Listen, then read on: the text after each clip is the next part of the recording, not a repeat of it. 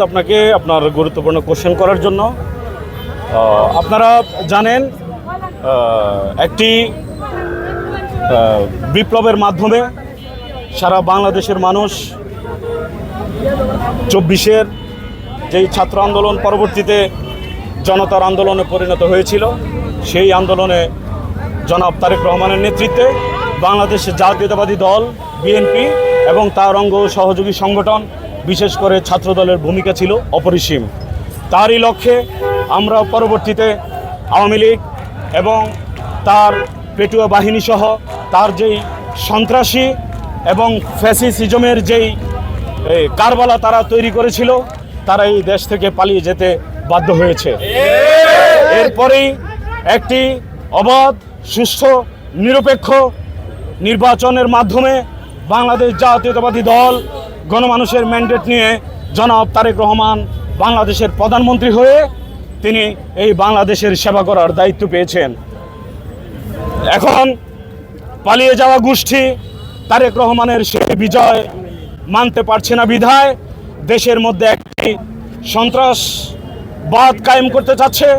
তারা তাদের যে হ্যামলেট বাহিনী ছিল, অস্ত্রধারী বাহিনী ছিল, তাদের যেই হত্যাকারী বাহিনী ছিল ছাত্রলীগ, যারা দিনের পর দিন মানুষের উপরে জুলুম, অত্যাচার, নির্যাতন, শোষণ, শাসন কায়েম করেছিল, তা আবার পুনরাবৃত্তি করার জন্য তারা গুপ্ত হামলায় নিয়োজিত হয়েছে।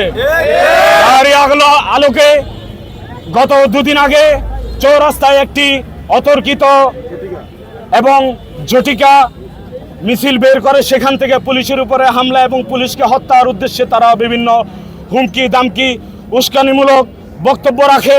আমরা বলবো, বিগত দিনে আপনারা দিনের পর দিন, বছরের পর বছর, যুগ পেরিয়ে গেছে 17টি বছর, আপনারা এভাবেই 18 কোটি মানুষকে হুমকি দামকি দিয়েছিলেন।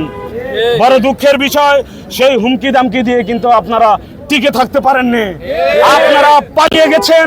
অতএব এই ধরনের হুমকি দামকি, ফাপড়ি ফুপড়ি, ফাপড় ছাপড় দিয়ে এই বাংলাদেশের মানুষকে আপনারা বিন্দু পরিমাণ আপনারা একটি চুলের আপনারা ক্ষতি করতে পারবেন না।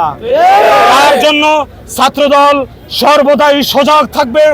দেশের লক্ষ্যে, মানুষের নিরাপত্তার স্বার্থে বাংলাদেশের প্রধানমন্ত্রী জনাব তারেক রহমান এবং জিয়া পরিবার সহ 18 কোটি মানুষের নিরাপত্তার জন্য বাংলাদেশ জাতীয়তাবাদী ছাত্রদল এবং গাজীপুর মহানগর ছাত্রদল অপরিসীম ভূমিকা পালন করে যাচ্ছে।